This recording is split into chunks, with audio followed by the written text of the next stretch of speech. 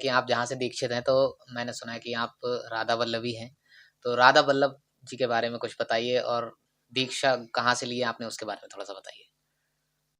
राधा वल्लभी का मतलब ये है कि आपको एक चीज मैं समझाता हूं यहां पर जी। कि जैसे एक विवाहित स्त्री होती है, हुँ, सबसे पहले दीक्षा के बारे में बात कर रहा हूं मैं। जी, जैसे एक विवाहित स्त्री होती है और एक अविवाहित स्त्री होती है, कैसे पहचानेंगे आप? विवाह से। विवाहित स्थिति जो होगी, जो स्त्री विवाहित है, महिला, उसके गले में मंगलसूत्र भी आपको मिलेगा, जी, उसके आपको मांग भरी हुई मिलेगी, हुँ, है ना? श्रृंगार मिलेगा उसका। जी, और जो अविवाहित होगी उसका छोटा-मोटा श्रृंगार तो हो सकता है, लेकिन ना तो उसकी मांग भरी होगी, ना उसके पास मंगलसूत्र होगा। इसका मतलब वो अविवाहित है। जी, ऐसे ही जो दीक्षित व्यक्ति है, उसकी सबसे बड़ी पहचान जो होती है, उसके गले में ये मंगलसूत्र होता है जो हमने पहना हुआ है, यानी अच्छा, हमारे गुरु की दी हुई माला। जी, और हमारा जो सिंदूर है, ये सिंदूर है हमारा जो हमारे ललाट पे दिख रहा है आपको। दूसरा, हम किस संप्रदाय से संबंध रखते हैं। अगर आप धर्म से जुड़े हैं या जी, कोई भी व्यक्ति थोड़ा बहुत धार्मिक है और धर्म से जुड़ा है, तो वो टीका देखकर पहचान सकता है कि किस संप्रदाय से है। यानी हमारा जो टीका आपको दिख रहा है, ये जो टीका यू बना हुआ है लाल रंग से, ये यू है मंदिर का स्वरूप।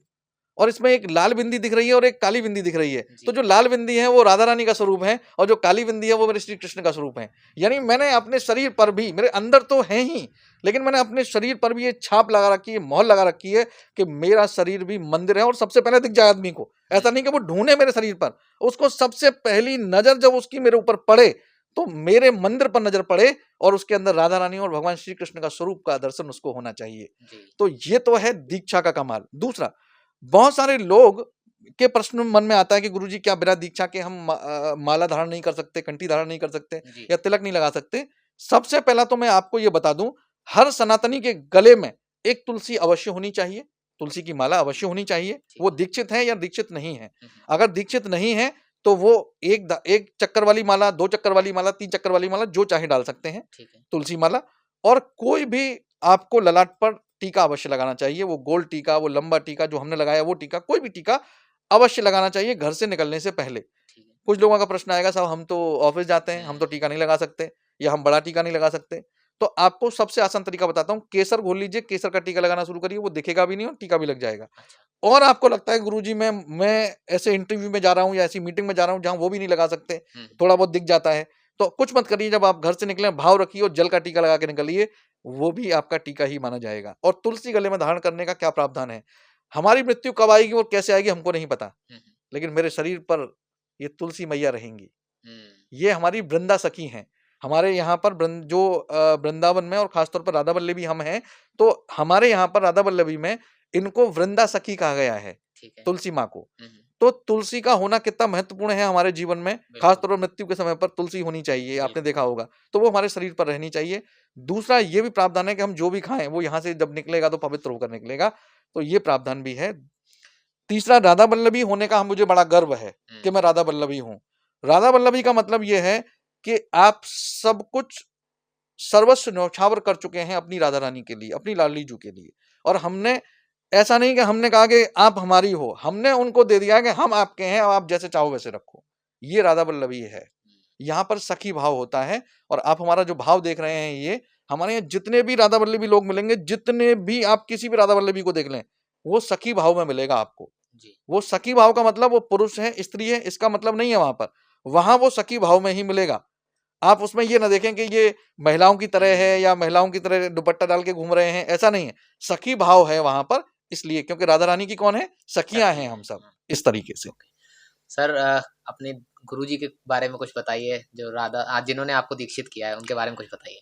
देखिए, गुरुदेव का हम नाम तो नहीं ले सकते अपने का, जी, लेकिन मैं आपको बता दूं, मैं बड़ा गर्व महसूस करता हूं कि मैं उनका शिष्य हूं। और मैं अपने आप को बहुत सौभाग्यशाली समझता हूँ। और मेरी पता नहीं कितनी पीढ़ियों ने कोई तपस्या की होगी, कितनी मेरी पीढ़ियों का पुण्य है कि मुझे उनसे दीक्षा मिली। ठीक है। मेरे जो गुरुदेव हैं, वो राधा वल्लभ संप्रदाय के इस समय 18वीं गद्दी पर बैठे हुए हैं, अच्छा, 18वीं पीढ़ी है, जी, 19वीं पीढ़ी इस समय चल रही है, ओके, 18वीं पीढ़ी है हमारे गुरुदेव। ठीक है।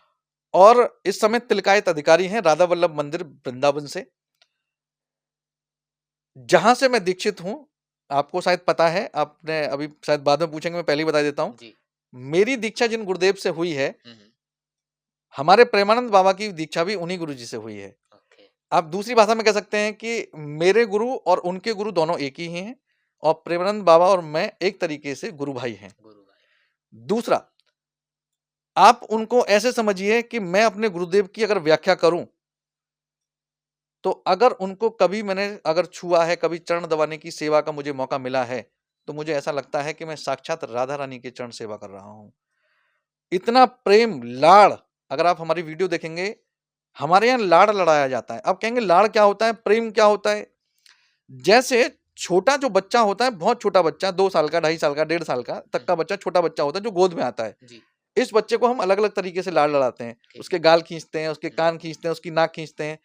आप कभी भी देखिएगा, हमारे गुरुजी जब भी आप जाएँगे, हमारे गुरुजी आपको ऐसे ही प्रेम करेंगे। आपके गाल खींचेंगे, आपके कान खींचेंगे। इसको कहते हैं लाड़ लड़ाना। वो हमसे लाड़ लड़ाते हैं, प्रेम लुटाते हैं, जैसे एक माँ अपनी संतान पर लुटाती है।